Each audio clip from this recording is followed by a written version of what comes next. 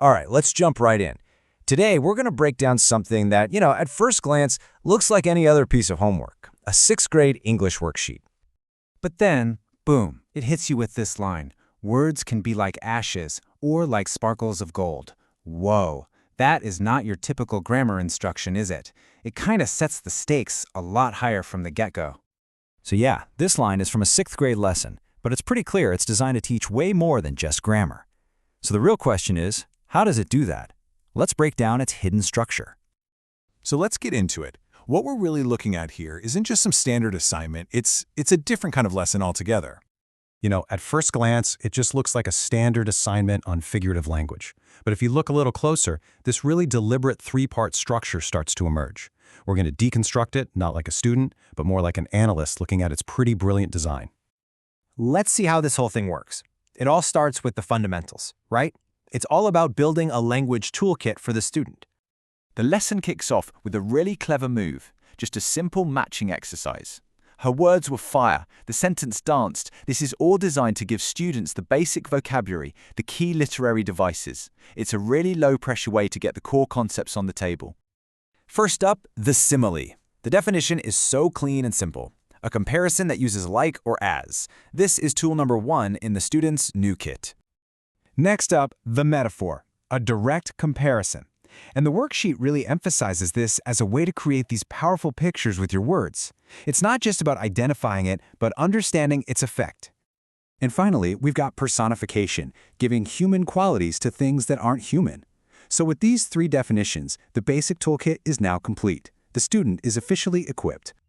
And this is where the lesson makes a really crucial shift. It immediately goes from just passively identifying things to actively creating them. It gives a prompt, kind words are like, and then asks the student to build their own simile, their own metaphor, and their own personification. They have to actually use the tools they were just given. And this right here is where the worksheet makes its most important move. It shifts the entire focus from the page to the person. I mean, this pivot is just brilliant. The first part of the exercise, that was all analytical and creative, focused on the idea of figurative language. But the second part becomes empathetic and personal. The focus shifts entirely to encouragement, and the task changes from writing about an idea to writing to a person. That's a huge leap. And look at how it structures this emotional task. It asks the student to write a message of encouragement, but then it gives them this clear little menu of options. A compliment, a short Bible verse, or, hey, that figurative language we just practiced. It basically provides scaffolding for what could otherwise be a really difficult task. So all of this is building towards the core philosophy that's driving this whole lesson, something we can pretty much call the power of a word. This is a key line from a passage at the end of the worksheet. A kind word reaches further than a loud shout. Now, that's not just a nice little saying. It's the lesson's central thesis. It's the main argument about the real-world impact of language. To really understand why words are treated with so much weight here, the source material brings up the Hebrew concept of dabar. And what's so cool is that it means both word and action. This just brilliantly frames speaking with integrity not as just talking, but as a form of doing something in the world. And here it is, the ultimate takeaway, stated so plainly for the student. When your words are filled with love, they don't just sound good, they do good.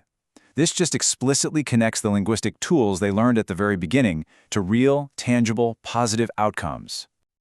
Okay, so let's pull all these different threads together for the final takeaway. The design of this lesson is really a 3-part masterclass. First, you've got the what, providing the technical tools like simile and metaphor.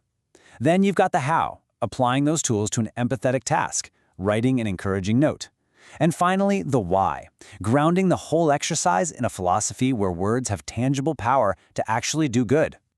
When you step back and look at it, this lesson isn't really about grammar at all. It's about teaching that language is a tool with real-world power and a real-world responsibility. And that just leaves us with one final thought. What if every lesson did that?